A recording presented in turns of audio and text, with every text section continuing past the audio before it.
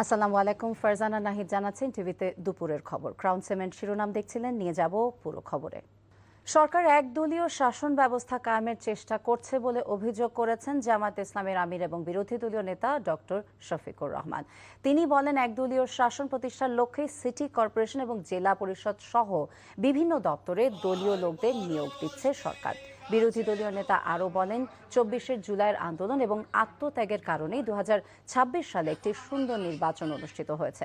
জামায়াতে ইসলামী নারায়ণগঞ্জ মহানগরী শাখার উদ্যোগে সকালে শহরের কেন্দ্রীয় ঈদগাহ ময়দানে কর্মী সম্মেলনে প্রধান অতিথির বক্তব্যে এসব কথা বলেন তিনি।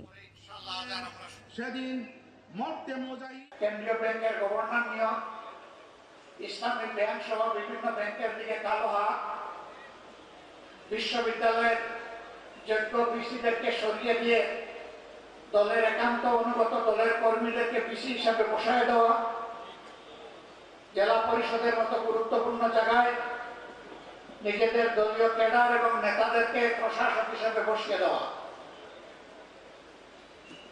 এইভাবে একটা দলীয় শাসন, একদলীয় শাসন বাংলাদেশে কায়েম করার চেষ্টা করা হচ্ছে। জুলাই গণঅভ্যুত্থান থেকে শিক্ষা নিয়ে দেশের সকল রাজনীতিবিদকে দায়িত্বশীল এবং জনমুখী রাজনীতি করার আহ্বান জানিয়েছেন শিক্ষামন্ত্রী এহসানুল হক মিলন। সকালে রাজধানী কৃষিবিদ ইনস্টিটিউট ইনকামিং লিডারশিপ ট্রেনিং সেমিনারে তিনি এই আহ্বান জানান। শিক্ষামন্ত্রী বলেন, শিক্ষার্থীদের নৈতিকতা এবং মূল্যবোধ সম্পন্ন নাগরিক হিসেবে গড়ে তুলতে প্রাথমিক শিক্ষার পাঠ্যক্রমে নৈতিক শিক্ষা সহ বেশ কয়েকটি নতুন বিষয় অন্তর্ভুক্ত করার উদ্যোগ নেওয়া হয়েছে।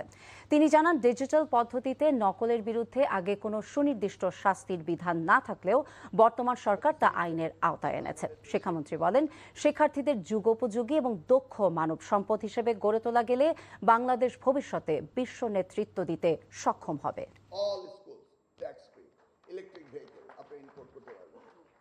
হিস্ট্রি আমাদেরকে লেসন দিয়েছে।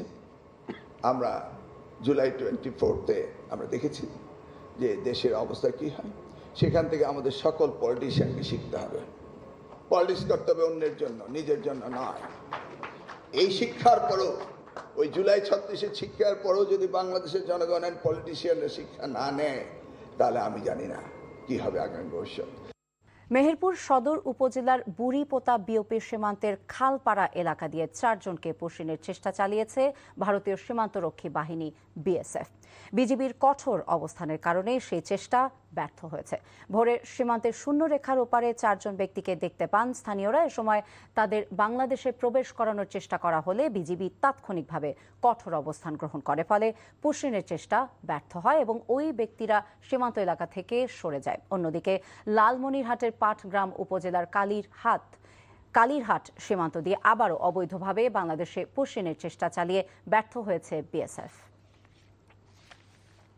চট্টগ্রামের শাহ আমানত আন্তর্জাতিক বিমানবন্দরের যৌথ অভিযানে প্রায় ৯৫ লাখ টাকার বৈদেশিক মুদ্রা সহ এক যাত্রীকে আটক করা হয়েছে। বিমানবন্দর কর্তৃপক্ষ জানায়, গতরাতে যাত্রী বহির্গমন লাউঞ্জে কাস্টমস গোয়েন্দা, এনএসআই এবং ডিজিএফআই এর সমন্বয়ে যৌথ অভিযানে বিমান বাংলাদেশ এয়ারলাইন্সের দুবাইগামী ফ্লাইট BG147 এর যাত্রী আবু বক্করের হ্যান্ড লাগেজ তল্লাশি করা হয়। এ সময় ৯৪,৫১,৩৯৭ টাকা মূল্যের বৈদেশিক মুদ্রা জব্দ করা হয়। এর মধ্যে ছিল ২,৫৩,৬৬৫ আমিরাতের দিরহাম এবং ৪,৭৯০ ওমানি রিয়াল। পরে তাকে পতেঙ্গা থানায় হস্তান্তর করা হয়। তার বাড়ি চট্টগ্রামের লোহাগাড়া উপজেলায়। শহীদ রাষ্ট্রপতি জিয়াউর রহমানের ৪৫তম শাহাদাত বার্ষিকী উপলক্ষে খাদ্য সামগ্রী বিতরণ করা হয়েছে। সকাল ১০টায় পিরোজপুর টাউন ক্লাব মিলনায়তনে Pirojpur chamber of commerce and ইন্ডাস্ট্রিজের সভাপতি গাজী ওয়াহিদুজ্জামান লাভলুর আয়োজনে এই খাদ্য সামগ্রী বিতরণ করা হয়। পিরোজপুর পৌরসভার ৯টি ওয়ার্ডের ২,০০০ অসহায় সুবিধাবঞ্চিত মানুষের মাঝে চাল, ডাল, তেল, লবণ, পেঁয়াজ, আলু সহ নিত্য প্রয়োজনীয় খাদ্য সামগ্রী বিতরণ করা হয়। এ সময় বিএনপির স্থানীয় নেতাকর্মীরা উপস্থিত ছিলেন।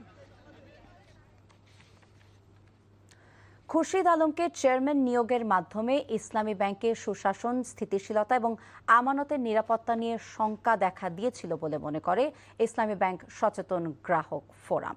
জাতীয় প্রেস ক্লাবে এই মন্তব্য করেছেন সংগঠনটির নেতারা। দেশের রেমিটেন্স প্রবাহ স্বাভাবিক রাখতে ক্ষুদ্র এবং মাঝারি উদ্যোক্তাদের অর্থায়নে ব্যাংকটি আগের পরিচালনা পর্ষদ এবং চেয়ারম্যানকে ফিরিয়ে আনার দাবি করেন। এ লক্ষ্যে তারা 7টি দাবি তুলে ধরেন। পেশাদার পর্ষদ গঠন, ব্যাংক লুটেরাদের বিচারে বিশেষ ট্রাইব্যুনাল গঠন, দেশের লুট হওয়া অর্থ ফেরত আনা এবং এস আলমের সম্পদ বাজেয়াপ্ত করা। সংসদে ইসলামী ব্যাংক নিয়ে স্বরাষ্ট্রমন্ত্রী সহ অন্যান্য মন্ত্রীদের বক্তব্য প্রত্যাহারের দাবি তাদের। অনতিবিলম্বে দৃশ্যমান এবং কার্যকর পদক্ষেপ গ্রহণ করুন, অন্যথায় সাধারণ গ্রাহকগণ নিজেদের অধিকার এবং আমানত রক্ষার্থে আরও কঠোর, আরও বৃহত্তর কর্মসূচি ঘোষণা করতে বাধ্য হবে। হঠাৎ করেই বেড়েছে আলু ও পেঁয়াজের দাম। কুরবানির ঈদের পর দ্বিতীয় দফায় দাম বাড়ল চালেরও। সপ্তাহের ব্যবধানে খুচরা পর্যায়ে সব ধরনের চালের দাম বেড়েছে, তবে কিছুটা স্বস্তি ডিম ও মুরগির বাজারে। এছাড়া মৌসুমী সবজির দাম অনেকটাই কমেছে। শাহাদাত অব্রের রিপোর্ট। কুরবানির ঈদ পরবর্তী বাজারে মাংসের দোকান একরকম ক্রেতা শূন্য। ছুটির দিনে কারওয়ান বাজারে ক্রেতার অপেক্ষায় বিক্রেতা রফিকুল ইসলাম বলেন, 800 টাকার গরুর মাংস 750 টাকাতেও ছেড়ে দিচ্ছেন। অনেকক্ষণ যাবত আসলেন, আপনারা দেখতেছেন একটাও ক্রেতা নাই, এই অবস্থানে আছি আমরা। তবে হঠাৎ করেই বেড়েছে আলু পেঁয়াজের দাম। কেজি প্রতি 5 টাকা বেশি গুনতে হচ্ছে ক্রেতাদের। কারণ ছাড়া দাম বৃদ্ধি ঠেকাতে বাজার মনিটরিংয়ের দাবি ভোক্তাদের। বাজারের দিকে তদারকি করাটা বেশি জরুরি। আপনারা সাংবাদিকরা যখন আসেন তখন ঠিকই দাম কম রাখার চেষ্টা করে, আপনারা এখান থেকে ওদিকে চলে গেলে তারপরে তারা আবার আগে জায়গায় চলে যায়। পেঁয়াজের দাম আগের থেকে প্রায় ওভারঅল 10 টাকা বেড়ে গেছে। সদ্যই ঘরে উঠেছে বড় মৌসুমের নতুন ধান। কমার বদলে বাড়ার তালিকায় আছে চাল। কুরবানির ঈদ উপলক্ষে এক দফা দাম বাড়লেও নতুন করে আবার বেড়েছে দাম। এক সপ্তাহের ব্যবধানে খুচরা বাজারে সব ধরনের চালের দাম 2 থেকে 5 টাকা বেড়েছে। কিছুটা স্বস্তি এনেছে ডিম মুরগির বাজার। ব্রয়লার মুরগি ও ডিমের কিছুটা দাম কমেছে। অন্যদিকে নিত্যপণ্যের মধ্যে মৌসুমী সবজির দাম অনেকটাই কম। বেশিরভাগ সবজি মিলছে 30 থেকে 40 টাকায়। মরিচের দাম 60 টাকা আর বেগুনের দাম 80 টাকা। গত সপ্তাহের থেকে এই সপ্তাহে সবজির দাম অনেকটাই কম। শাহাদাত অফর, এনটিভি নিউজ, ঢাকা। এই ছিল দুপুরের খবরে। এই খবরের ভিডিও সাবজেক্ট জানতে ভিজিট করুন এনটিভি অনলাইন www.ntvbd.com। এছাড়া এনটিভি জনপ্রিয় সব অনুষ্ঠান এবং খবরের আপডেট জানতে ভিজিট করুন আমাদের ইউটিউব এবং ভেরিফাইড ফেসবুক পেজ। 5টায় দেশের খবর দেখার আমন্ত্রণ রইল। সবাইকে ধন্যবাদ।